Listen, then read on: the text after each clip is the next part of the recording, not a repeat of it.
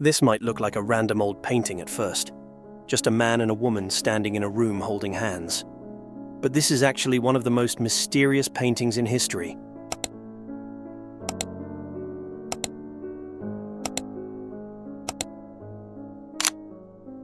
It's called the Arnolfini portrait, painted in 1434 by the Northern Renaissance artist Jan van Eyck. And the more you look into it, the stranger it gets, because nothing here is normal, and many historians still argue about what this painting is really showing.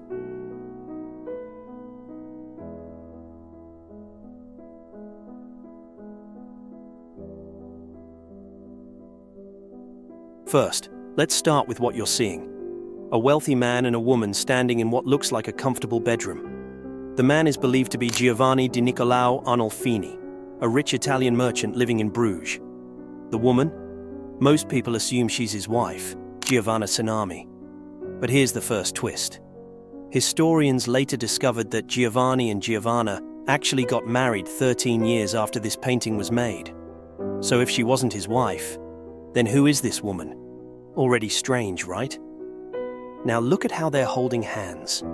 It feels like some kind of ceremony is happening. Many experts used to think this painting was a marriage certificate on canvas, because back then, people could legally marry just by taking vows in front of witnesses. No church needed. And guess what? There's a sentence written on the wall above the mirror that says, Jan van Eyck was here, 1434.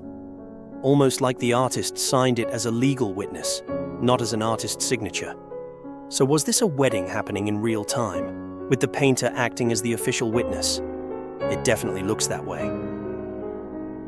But here's where the painting suddenly stops making sense. If this is a wedding, then why is the woman dressed like this? She looks pregnant. But many art historians say she probably wasn't. The pregnant look was actually a fashion style of the time, where women held their dresses up to show wealth, because the more fabric you had, the richer you appeared. And take a look around the room. Everything in here is suspiciously symbolic.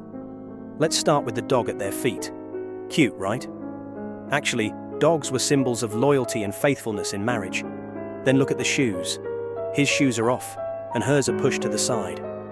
In that period, taking off shoes meant you were standing on holy ground, like during a sacred ceremony. But then, right next to that, you see oranges placed on the furniture. That wasn't normal. Oranges were insanely expensive in Northern Europe. They symbolized wealth, but also innocence, and sometimes temptation. Now look at the bed. Why is there a massive bed right in the middle of the room for a formal portrait? Back then, expensive beds were sometimes displayed in the main room as a sign of wealth.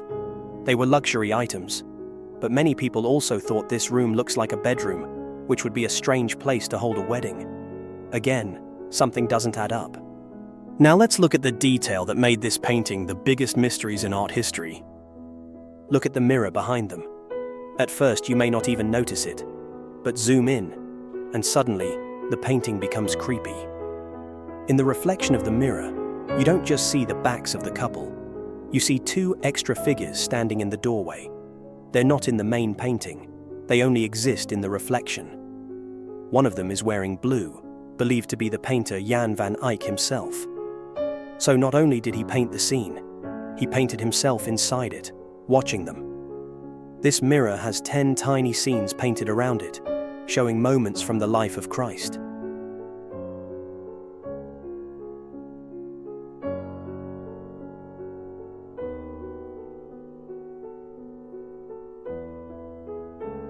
These are extremely small details, but Van Eyck painted them perfectly. To give you an idea of how crazy this is, the entire mirror is only about the size of a modern-day smartwatch. Yet the detail looks like it was done with a microscope 600 years ago. When you really look at this painting up close, the technical skill becomes obvious immediately. The way the light enters the room from the left window is extremely accurate for a 1430s artwork. You can see the shadows fall in the right direction, especially on the floor, on their clothes, and even on tiny objects like the oranges on the table. Most paintings from this era didn't have believable indoor lighting. Van Eyck made it feel like a real room with a real window, with soft daylight spreading naturally, and that was rare at the time.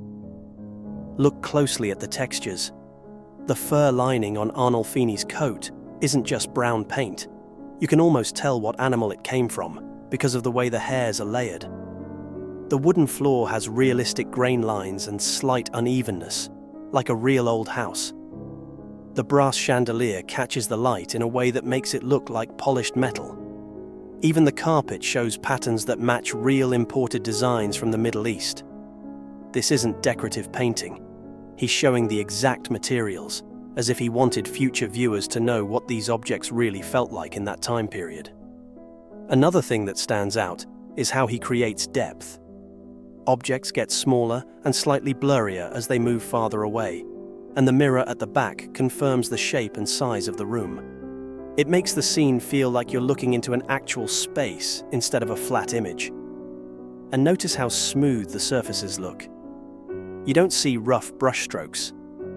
That's because Van Eyck used oil paint in a way that almost no one else did at the time. This is why the painting still looks so sharp and detailed almost 600 years later.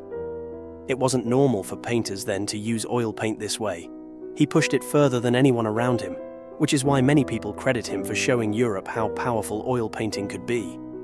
And then we come to the story behind this painting, and this is where theories start to split. One theory says this was a marriage being recorded. Another theory says this was painted after the woman died, and the painting is actually a memorial. Why?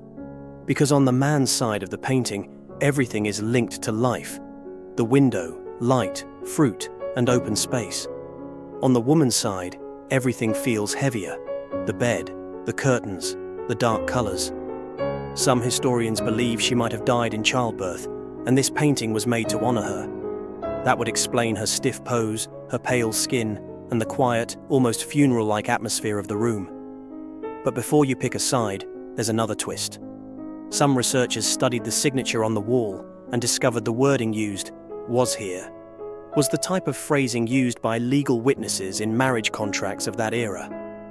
The painter was known for being extremely precise, almost obsessive with details.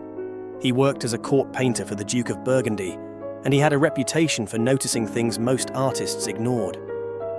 What makes this painting stand out is how involved he appears to be in the event. In most of his other works, Van Eyck never inserts himself into the scene in such a direct way. For example, in his famous Ghent altarpiece, he focused heavily on religious symbolism and idealized figures of saints, angels, and biblical characters. It was not personal. It didn't feature him, and it wasn't documenting a real-life moment the same way. Another example is his Portrait of a Man in a Red Turban. Many believe this is a self-portrait, and if it is, it shows a man with confidence, sharp observation, and a direct stare, almost challenging the viewer. But even in that portrait, he didn't add hidden witnesses or a documentary-style message. It was just a portrait, not a legal feeling record. If you enjoy videos like this, make sure to subscribe to our channel